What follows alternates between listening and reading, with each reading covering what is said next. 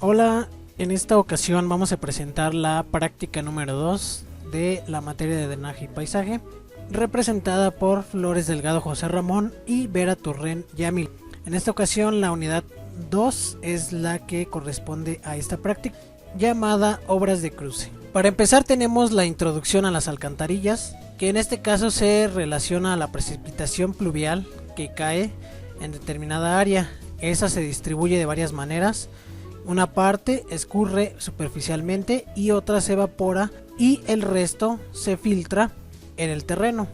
Cuando el escurrimiento superficial y la infiltración alcanzan a la estructura de la vía, ocasiona serios problemas en algunas ocasiones, lo que amerita la necesidad de disponer de elementos de prevención y protección.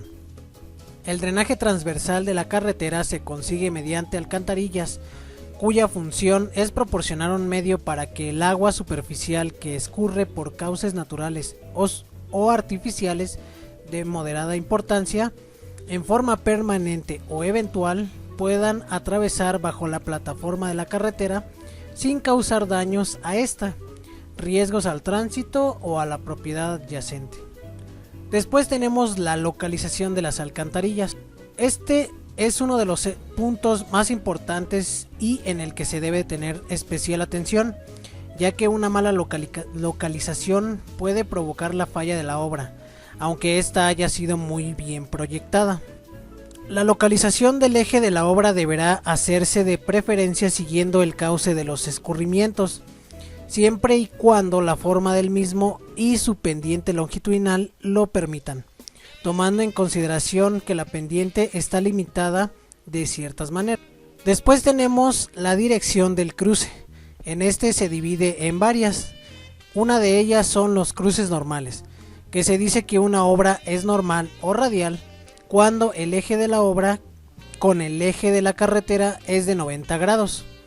En este caso tenemos la normal, que es el cruce que se localiza en una tangente horizontal y su alineamiento es perpendicular al eje de trazo, como lo vemos en la imagen, y el radial, que es el cruce que se localiza en una curva circular o en espiral horizontal y presenta un alineamiento perpendicular al eje de trazo. Otros de ellos son los cruces esviajados, que se dice que es una obra esviajada cuando el ángulo que forma el eje de la obra con el eje de la carretera es mayor o menor de 90 grados. Considerándose como ángulo de esviaje aquel que se forma a partir de la normal al eje de trazo y que puede ser izquierdo o derecho según que su desplazamiento sea a la izquierda o a la derecha de dicha normal. En este caso el esviaje izquierdo puede ser de 1 a 45 grados medidos del lado derecho de la normal del eje de trazo al eje de la obra hacia el sentido de encadenamiento, y su característica es en el ángulo G es mayor a 90 grados y menor a 180 grados, como podemos verlo en la imagen. Y el esviaje derecho, que puede ser de 1 a 45 grados medidos del lado izquierdo de la normal del eje de trazo al eje de la obra hacia el sentido de encadenamiento, y su característica es que el ángulo G es menor a 90 grados. Después continuamos con los obstáculos, que en este caso se desglosa a los arroyos, que los cruces de arroyos deben ser tan cortos como resulte posible y colocarse perpendiculares al cauce.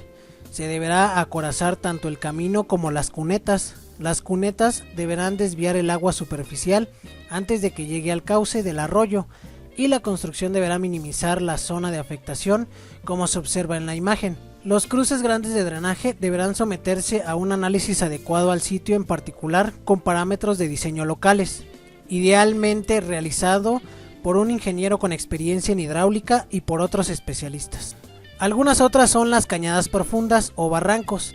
El declive de las vertientes o flancos nunca son uniformes, muy pocas veces se encuentran en montañas aisladas de un conjunto, por lo general forman parte de cordilleras o sierras.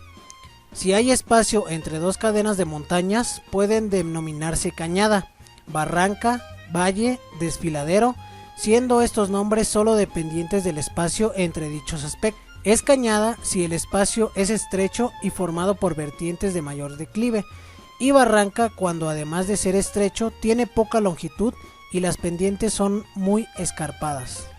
Algunas otras son los talwegs y hondonadas. Se llama talweg a la línea de intersección entre dos montañas o también línea de división de las aguas. Un talweg principal que recibe los secundarios provenientes de cañadas o de barrancas forma ramificaciones y es interesante su configuración, ya que la curva de nivel se abre en dirección de la corriente. Después tenemos los puntos bajos del perfil. A la hora de ubicar la obra de drenaje, esta se colocará en los puntos bajos del perfil del escurrimiento. Deberá procurarse hasta donde sea posible que los ejes para apoyar los proyectos de las obras sean normales o radiales al eje del camino, ya sea que esté localizado en curva o en tangente respectivamente. Cuando el eje del camino se encuentra localizado en terreno montañoso o escarpado y por tanto su pendiente transversal es muy fuerte, resulta casi imposible ubicar los ejes de las obras a lo largo de los fondos de los escurrideros, porque la pendiente de los mismos es mayor que la especificada como máximo. En este caso se buscará otra solución que puede ser la colocación del eje en la ladera del escurridero, apoyando en ella la salida de la obra. En este caso se escogerá la margen que presente mejores condiciones, como podemos verlo en la imagen. También tenemos la alcantarilla de alivio de las cunetas. Los tubos de drenaje transversal para vaciar cunetas deberían tener típicamente un diámetro de 45 centímetros. En zonas con escombros, con taludes de corriente inestables y con problemas de desmoronamientos, usar tubos de 60 centímetros de diámetro o mayor. La pendiente del tubo de drenaje transversal para aliviar cunetas debe ser de por lo menos 2% o mayor, más inclinada que el gradiente de la cuneta y es viajada entre 0 y 30 grados perpendicular al camino. Esta inclinación adicional ayuda a evitar que el tubo se taponee con los sedimentos. Zanjas de riego, drenaje artificial de campos.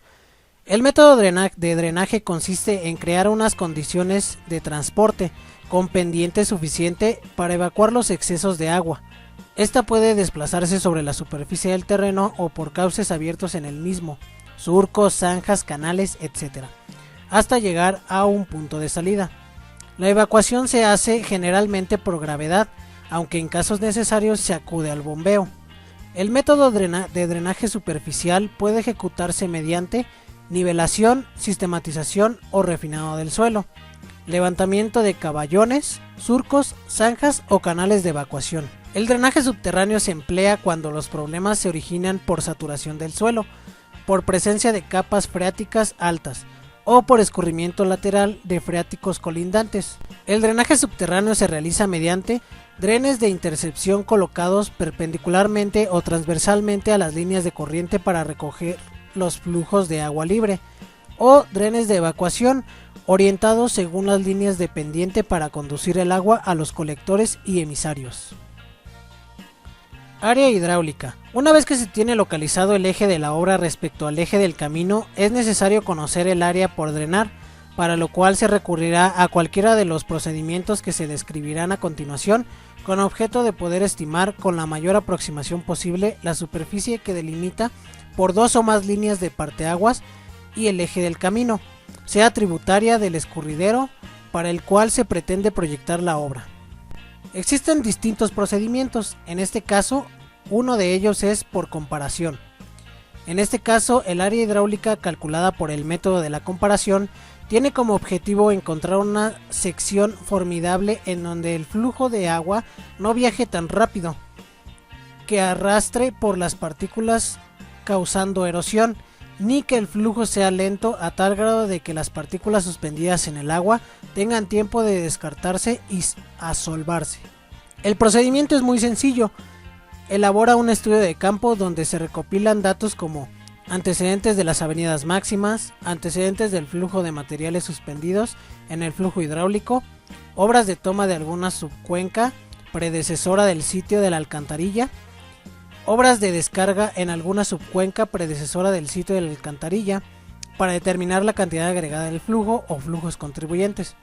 Esto ayudará a determinar la sección de la alcantarilla en comparación a la ya existente o de un conjunto de alcantarillas que se encuentren cerca de la zona de influencia y que cumplan con condiciones similares a las especuladas.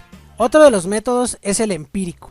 El método consiste en aplicar una fórmula empírica publicada en 1887 por el profesor A.N. Talbot de la Universidad de Illinois, Estados Unidos, la cual dedujo basado en los datos de escurrimiento de un gran número de observaciones efectuadas en el oeste medio de aquel país sobre corrientes tributarias del río Mississippi.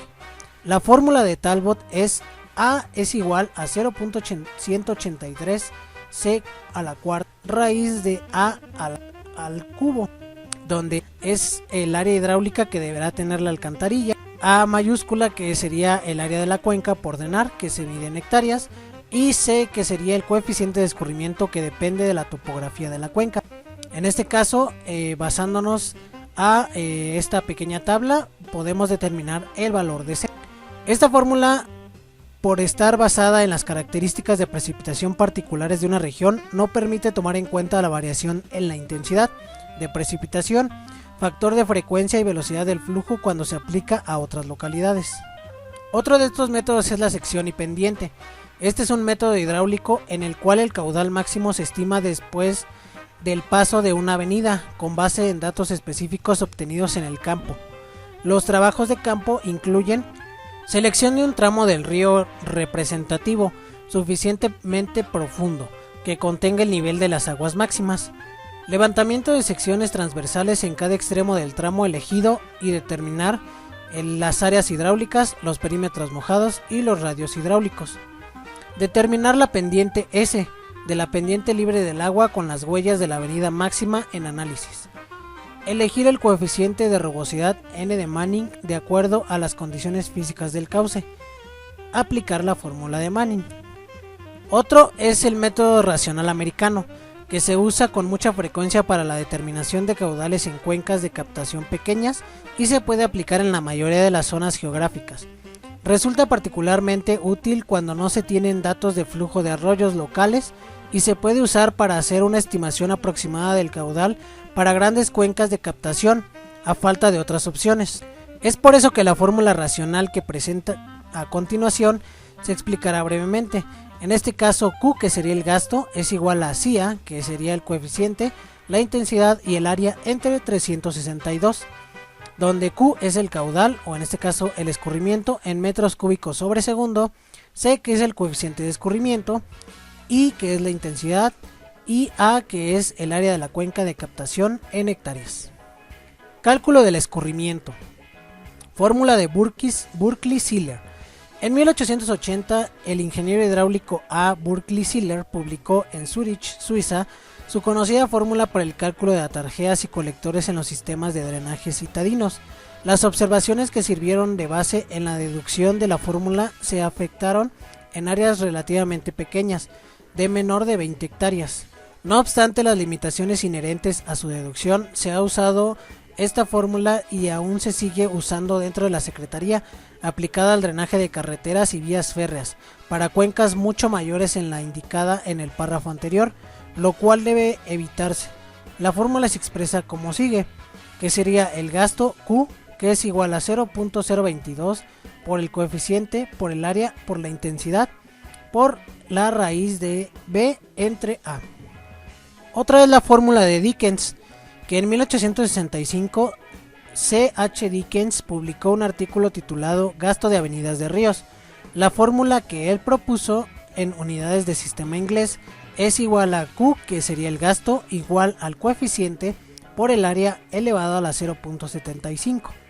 Esta es idéntica a la que 22 años más tarde propuso el profesor Talbot.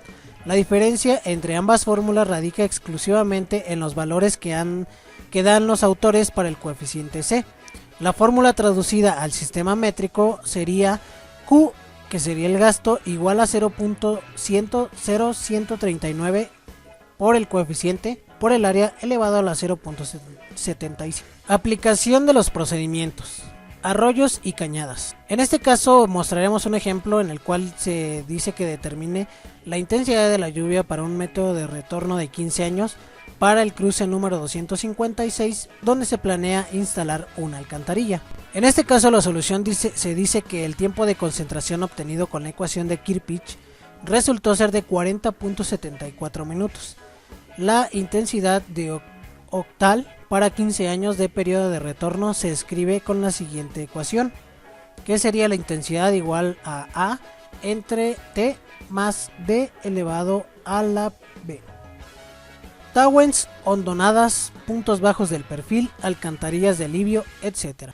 Debido a la falta de información teórica o práctica sobre las alcantarillas de alivio, no se cuenta con la metodología necesaria para calcular cuál sería el caudal máximo que puede pasar por una estructura de este tipo.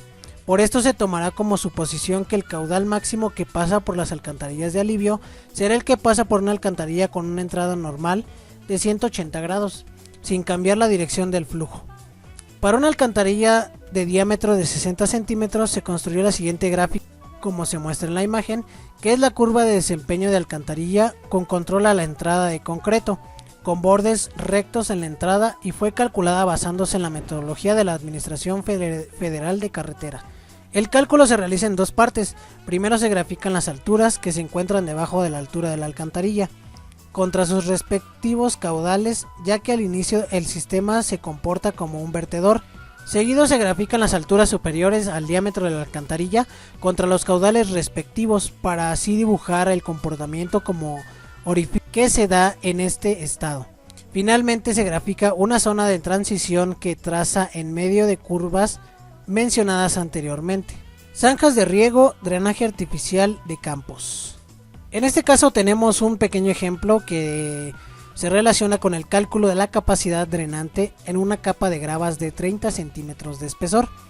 La capacidad drenante de la capa natural se estima mediante la ley de Darcy, que en este caso es Q igual a K por I por A, que sería el gasto, por K, que es una permeabilidad de la capa drenante, por I, que es el gradiente hidráulico, y A, que sería el área en metros cuadrados. Para el análisis de las necesidades hidráulicas mínimas exigibles para el drenaje de las aguas pluviales se analizan los taludes con una pendiente máxima de 1B y 3H. El gradiente hidráulico se define como delta H entre L, que delta H es la pérdida de altura piezométrica del fluido, y L la distancia recorrida por el fluido a lo largo de la dirección del flujo. Entronque de caminos. Se llama intersección al área donde dos o más vías terrestres se unen o se cruzan. Se consideran dos tipos generales de intersecciones: entronques y pasos. Los entronques son nodos en un sistema, entiéndase como sistema a la red vial, y los nodos son puntos conflictivos, por lo que se llama entronque a la zona donde dos o más vialidades se cruzan o se unen, permitiendo la mezcla de las corrientes de tránsito. Y se llama paso a la zona donde dos vialidades se cruzan sin que puedan unirse las corrientes del tránsito. Las principales partes de un entronque son ramas, enlaces y áreas de maniobra o intersección. Las ramas y enlaces, tanto los entronques como los pasos, pueden contar con estructuras a distintos niveles. A cada vía que sale o llega a una intersección y forma parte de ella se le llama rama de la intersección. A las vías que unen las distintas ramas de la intersección se les llama enlaces, pudiéndose llamar rampas a los enlaces que unen dos vías a diferente nivel. El área de la intersección o maniobra es donde un conductor puede cambiar de la ruta sobre la cual ha venido manejando a otra diferente trayectoria, o cruzar la corriente de tránsito que se interpone entre él y su destino, por lo que existe un conflicto entre los usuarios que intervienen en las maniobras. Todos los conflictos pueden ser catalogados por tres rubros: cruces, divergencias y convergencias. El cruce es la maniobra que realizan los conductores en donde no cambian de trayectoria, siguen su camino, pero interfieren en la trayectoria de otro conductor que viene en un camino diferente. El principal conflicto en un entronque es el cruce de vehículos, ya que es el que contribuye de gran manera a los accidentes y a que los límites de capacidad de la autopista queden rebasados. En la siguiente imagen se muestran los diferentes cruces que pueden existir en un entronque. Las divergencias son las maniobras que se realiza el conductor para salirse del camino principal, como se muestra en la siguiente imagen. Y las convergencias es la maniobra que realiza el conductor para unirse al camino principal, como se muestra en la siguiente imagen. Estructuras diversas. Agua estancada. El agua estancada o en movimiento es el peor enemigo de las carreteras. En el primer caso, su acción de ablandamiento, y en el segundo caso su poder erosivo hacen que ella sea la causa principal de la mayor parte de las fallas y desastres en los caminos. Se hace entonces necesario adoptar sistemas para acoplarlas, encauzarlas y extraer. Pero no solo el agua superficial es dañina, el agua subterránea lo es también. Cuando ocurre un estancamiento de agua en una carretera a causa, por ejemplo, de la mala colocación de un bordillo, se puede llegar a provocar acuaplaneo de los autos. El acuaplaneo es el fenómeno por el cual los neumáticos de los vehículos pierden contacto con la superficie de rodadura a causa de la existencia de la misma, de una lámina de agua que los neumáticos no son capaces de desalojar. Ello provoca la pérdida de tracción y el control del vehículo por parte del conductor, así como la capacidad de freno. Sifones. Cuando un canal debe cruzar una depresión, ya sea una quebrada, río, un dren o un camino, se proyecta un sifón invertido, que puede ser de sección circular, rectangular o cuadrada, que trabajará a tubo lleno. Un sifón consta de un conducto cuya longitud queda determinada por el perfil del terreno y dos transiciones de entrada, una de entrada y una de salida, siendo generalmente de sección trapezoidal o rectangular, en la cual se encuentran anclados los tubos.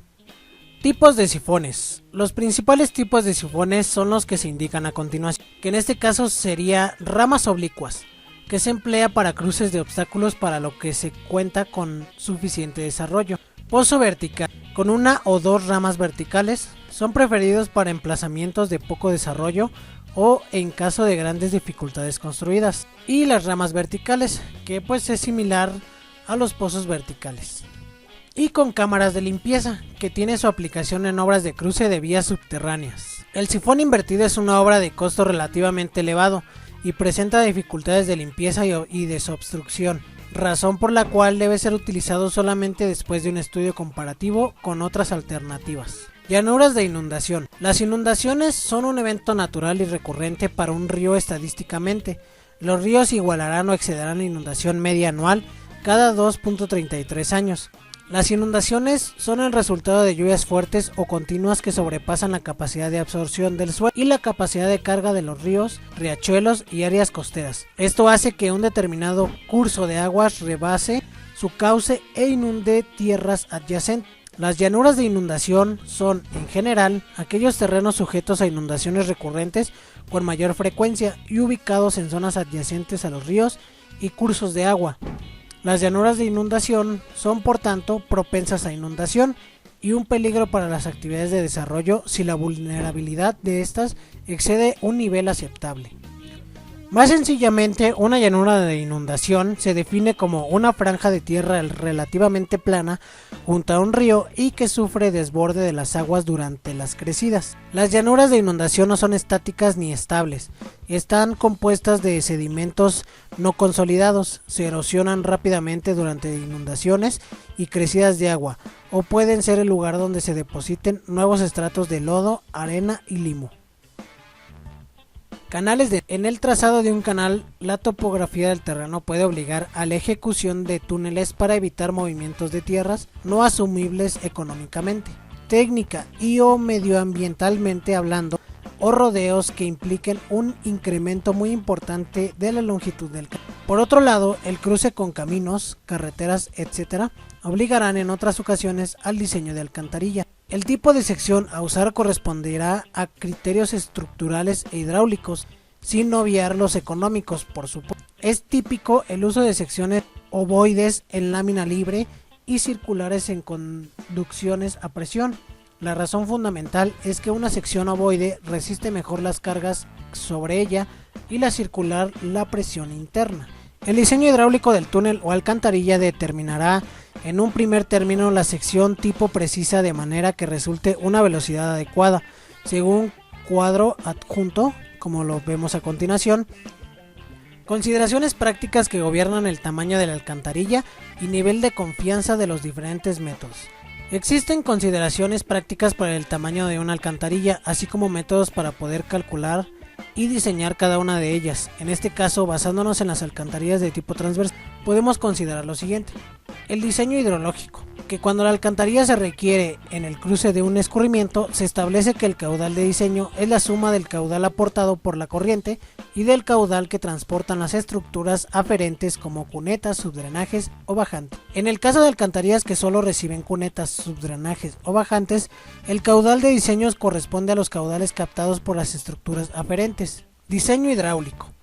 El diseño hidráulico de alcantarillas consiste en determinar el tipo de sección y material que, para la pendiente que posee la corriente, sea capaz de evacuar el caudal de diseño, provocando un nivel de agua en la entrada que no ponga en peligro la falla estructural ni funcional de la estructura que se desea atravesar, atendiendo criterios de arrastre de sedimentos, facilidad de mantenimiento y optimización de los recursos disponibles, es decir, buscar la solución técnico-económico más conveniente. En el escurrimiento con control de entrada, el caudal que puede pasar por la alcantarilla depende fundamentalmente de las condiciones de entrada a la misma, es decir, depende de la sección transversal del conducto, de la geometría de la embocadura y de la profundidad del agua a la entrada o altura del remazo. En cambio, en el escurrimiento con control de salida, además de los factores mencionados anteriormente, debe agregarse el nivel de agua a la salida, la pendiente, longitud y rugosidad del conducto. Forma, pendiente y elevación del fondo. Por su forma tenemos distintos tipos de alcantarillas que se mencionan a continuación. En este caso, las alcantarillas tubulares de concreto.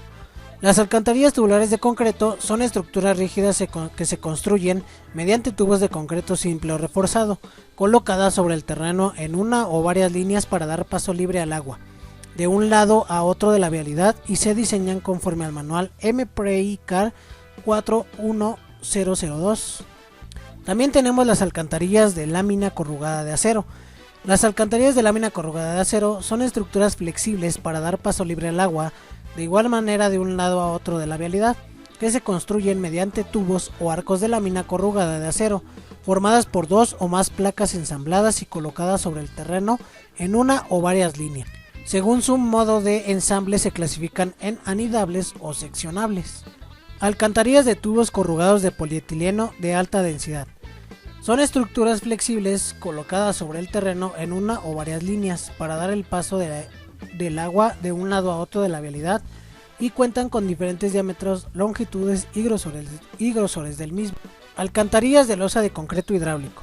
Son estructuras rígidas que se construyen para dar paso libre al agua de un lado a otro de la vialidad mediante una losa de concreto hidráulico con refuerzo, apoyada sobre muros de concreto hidráulico reforzado o de mampostería, con aleros en la entrada y en la salida de la obra de drenaje para evitar la erosión del terraplén del camino y para encauzar el flujo hacia el inferior de la obra.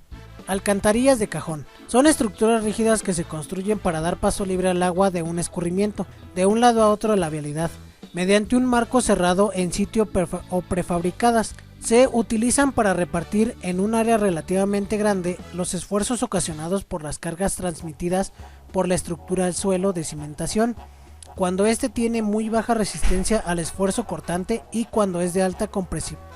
Alcantarillas de bóveda. Son estructuras rígidas que se construyen de diversos materiales como mampostería, lámina corrugada, concreto reforzado, concreto preesforzado y polietileno de alta densidad, para dar paso libre al agua que proviene de los escurrimientos. Pueden estar formadas de una parte inferior rectangular y otra superior de arco circular, simple o compuesto. También pueden estar formados solo en la parte de arco simple o compuestos sin la parte rectangular. Tomando en cuenta las pendientes que se tenga de acuerdo al estudio topográfico y el material y tipo de alcantarilla, se debe considerar de igual manera las velocidades conforme al tipo de escurrimiento y cantidad de gasto que atravesará la alcantarilla. Para esto debemos tomar en cuenta las pendientes mínimas y máximas. Los límites de velocidad mínima y máxima fijada para el funcionamiento óptimo de las alcantarillas determinan pendientes mínimas y máximas para los diferentes diámetros de tubería, en este caso como se muestra en la siguiente tabla. En las alcantarillas el coeficiente de rugosidad debe considerarse constante, cualquiera sea el material empleado para su fabricación. Cuando el agua fluya a más de la mitad de la sección y para los diámetros pequeños, la causa que determina un valor constante para el coeficiente de rugosidad, independiente del material de la alcantarilla, es la presencia sobre la superficie interna de la misma de una capa grasienta, lisa, pegajosa y viscosa denominada manto biológico, originada por las aguas residuales. El valor de N será de 0.013 en alcantarillas para cualquier tipo de material de tubería. En la mayoría de los casos, la pendiente y la elevación del fondo son variables y van de acuerdo al proyectista, al tipo de terreno que se tenga donde se desplantará la alcantarilla, así como el área hidráulica requerida para su buen funcionamiento y a lo aprobado por la Secretaría. Proyecto hidráulico de las alcantarillas. Alcantarillas sin carga. Las alcantarillas sin carga son todas aquellas que se encuentran en el lateral del camino, como son las cunetas, contracunetas y bordillos. Estas no contienen ningún tipo de carga y son principalmente para recolectar el agua que proviene del talud del camino o del mismo. Sirven para evitar que el talud del camino se debilite y no afecte al mismo al momento de los escurrimientos de la vía que se desalojen por ahí. Alcantarillas con carga. Para las alcantarillas con carga son todas aquellas obras transversales por donde pasa el agua, que atraviesan el camino y por donde pasan vehículos sobre ellas. En estas podemos encontrar todas las mencionadas con anterioridad en las formas de las alcantarillas. Para esto, cada una de las alcantarillas cuenta con dos tipos de carga, en este caso la carga viva y la carga muerta. Para la carga viva es toda aquella que se ejerce sobre la estructura con el paso de los vehículos. En esta se maneja el cambio de magnitud y posición de acuerdo al paso de vehículos que se encuentren arriba de ella.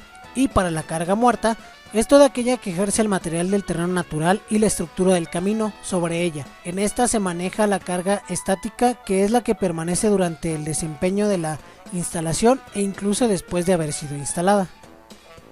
Efecto de la velocidad. El efecto de la velocidad en las alcantarillas es muy importante, ya que por medio de ella se puede determinar si podría o no haber efecto en el talud y en la misma alcantarilla por la velocidad a la que el escurrimiento podría transitar sobre ella, dependiendo del tipo de terreno que se tenga, así como la pendiente de este. En este caso y en todos se puede utilizar la fórmula que incluye el gasto del caudal y el área de la cuenca. Existen tablas de acuerdo al diámetro en los cuales varía la velocidad conforme al diámetro del material, el tipo de material y la pendiente que se maneja en la misma, pero todo se calcula para obtener la velocidad mediante un cálculo más preciso y que ésta pueda funcionar mejor de acuerdo a cada una de sus condiciones y a considerar el proyectista. Pendiente y elevación de las alcantarillas. Valores de la velocidad.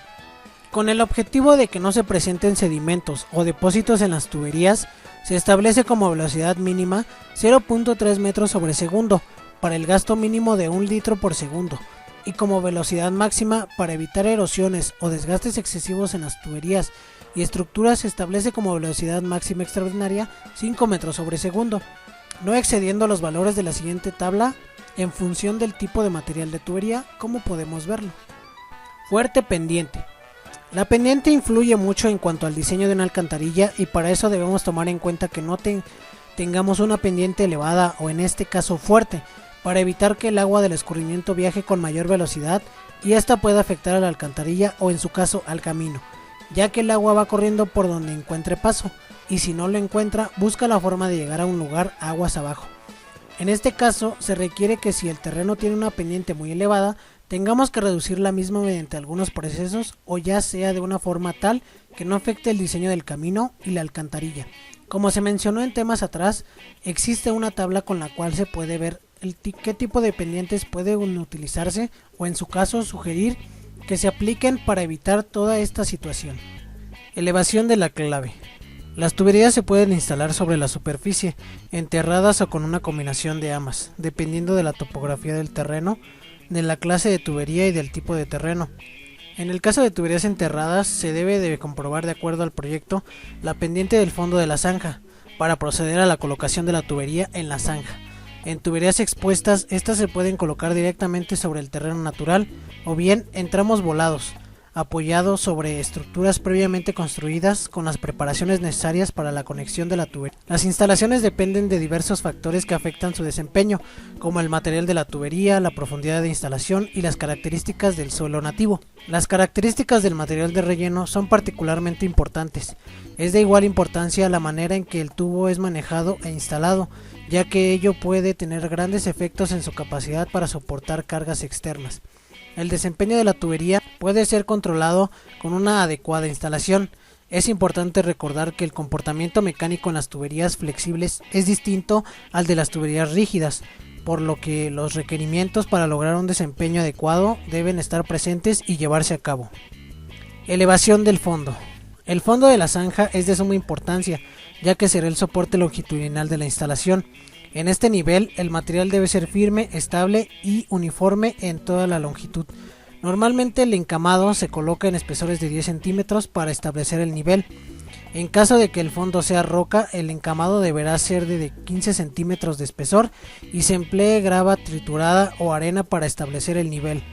En fondos inestables de zanja, el material debe ser removido a una profundidad suficiente bajo las indicaciones de un ingeniero de suelos y reemplazar con material clase IA, IB o 2 de acuerdo con la norma ASTM de 2321, compactando adecuadamente.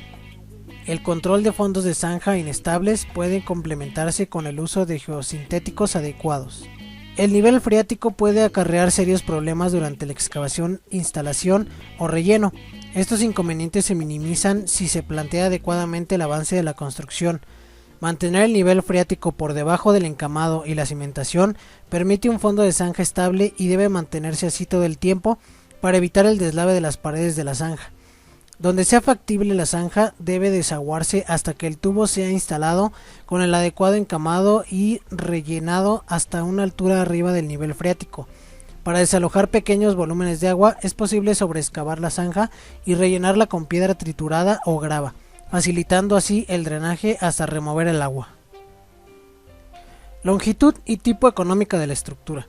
Conociendo la sección de la carretera según el eje de la alcantarilla, el tipo de obra, la pendiente de la obra y la elevación de desplante, se inicia el cálculo de longitud de obra. La longitud de obra depende del ancho de corona, la altura del terraplén, el desviaje, los taludes y la sobreelevación o bombeo de las semicoronas. El cañón de la alcantarilla debe ser lo suficientemente largo para que el material del terraplén que se deslava durante la lluvia no obstruya la entrada y salida de la obra. Esta longitud en cualquier tipo de alcantarilla se calcula en base a la línea directriz que parte de la intersección de los taludes de las terracerías con la estructura. La directriz tiene la misma pendiente de la plantilla. En las alcantarillas, el tubo con muros de cabeza y el talud de las terracerías debe tocar el respaldo del muero a 15 centímetros abajo del coronamiento del mismo. La nomenclatura para estos cálculos puede variar. Aplicación a los diversos tipos de alcantarillas. Tubos. Estos pueden ser de polietileno de alta densidad, concreto o de lámina. Las más comunes son circulares en diámetros de concreto de 0.90, 1.05, 1.20 y 1.50. De polietileno de alta densidad de 0.90, 1.05, 1.20 y 1.50. De lámina de 0.91, 1.07, 1.22 y 1.52 metros. De cajón. Estas obras son de sección rectangular y de concreto armado. Generalmente se usan cuando las capacidades de carga son muy bajas y cuando el gasto es de consideración y no se puede drenar con tubos. Las dimensiones del claro varían en 0.50 metros, siendo la mínima dimensión de 1 metro y la máxima de 6 metros. Para el galivo, la dimensión mínima es de 1 metro y hasta 5 metros. La pendiente transversal y el colchón para estas obras es el mismo que en las losas. Bóvedas. Estas están constituidas por una sección rectangular y un medio círculo en la parte superior. Estas también pueden ser de mampostería o de concreto de ciclopio. El claro está en función del radio del círculo y varía en 0.25 metros, siendo la dimensión mínima de los proyectos tipo de 0.50 y la máxima de 2 metros. Sin embargo, también se puede construir bóvedas de concreto armado cuando se ve la necesidad de proyectar bóvedas con colchones más altos o que se requiere de mayor área hidráulica.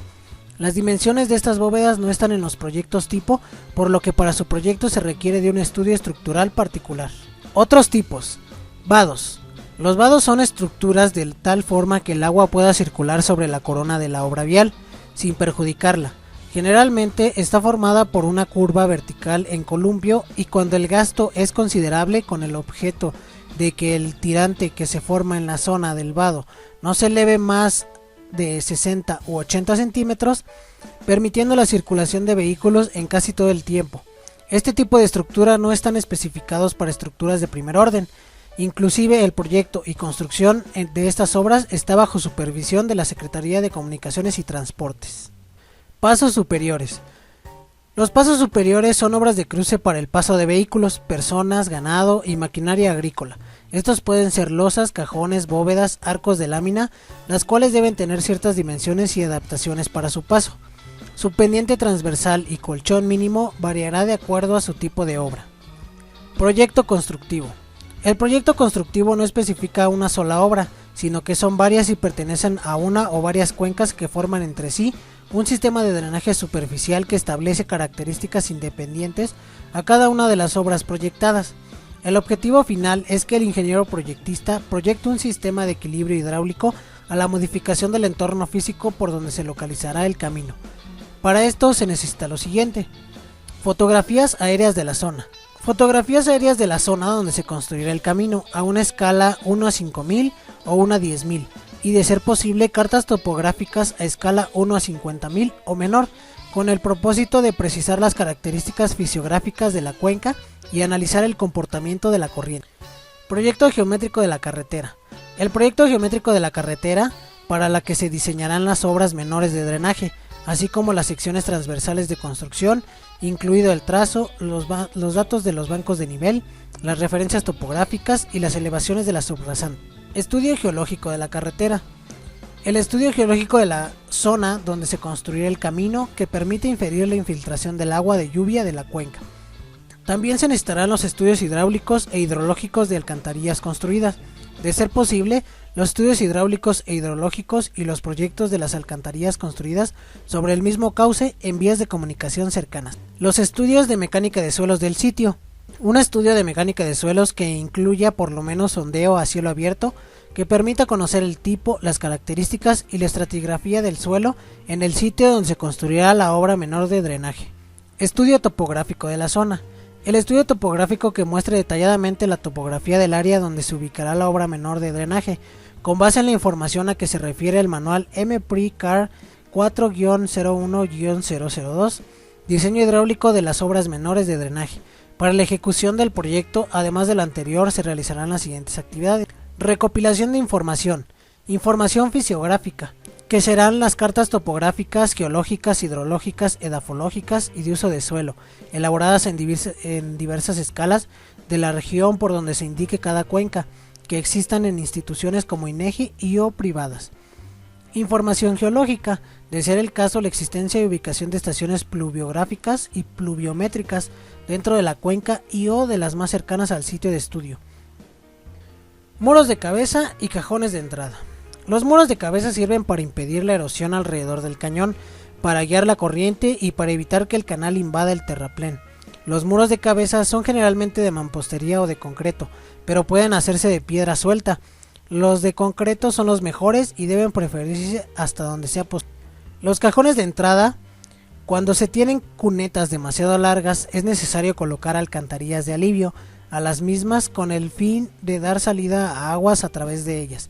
Estas alcantarillas deben de tener un dispositivo adecuado para dirigir el agua hacia ellas.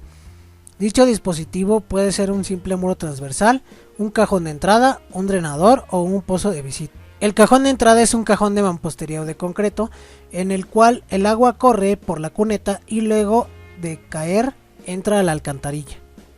Proyecto. El proyecto de una obra de drenaje no solo está basado en el proceso de datos obtenido de las actividades anteriores. El proyecto se obtiene desde el estudio de los climas, topografía, hidrología, geotecnia, proyecto horizontal y vertical pertenecientes a un tramo dado. El resultado final tendrá que plasmar, además de las áreas hidráulicas y longitudes, todas las observaciones de los estudios antes mencionados.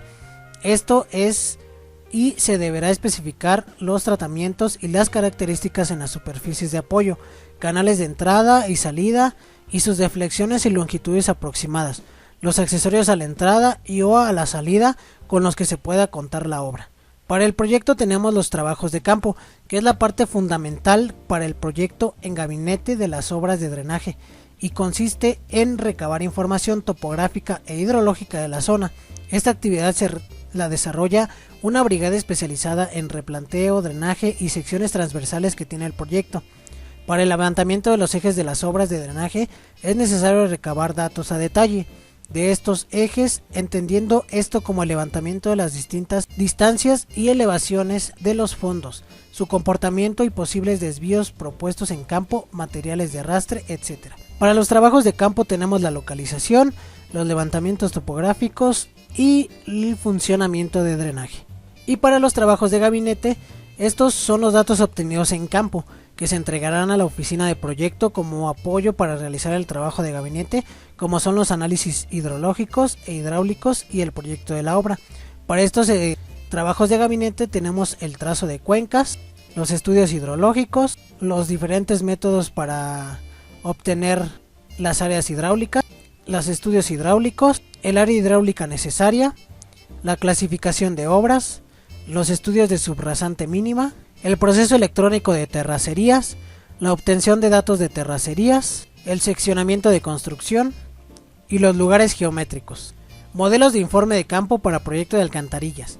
Para los datos de localización tenemos las fotografías aéreas de la zona, el proyecto geométrico de la carretera y el estudio geológico de la carretera.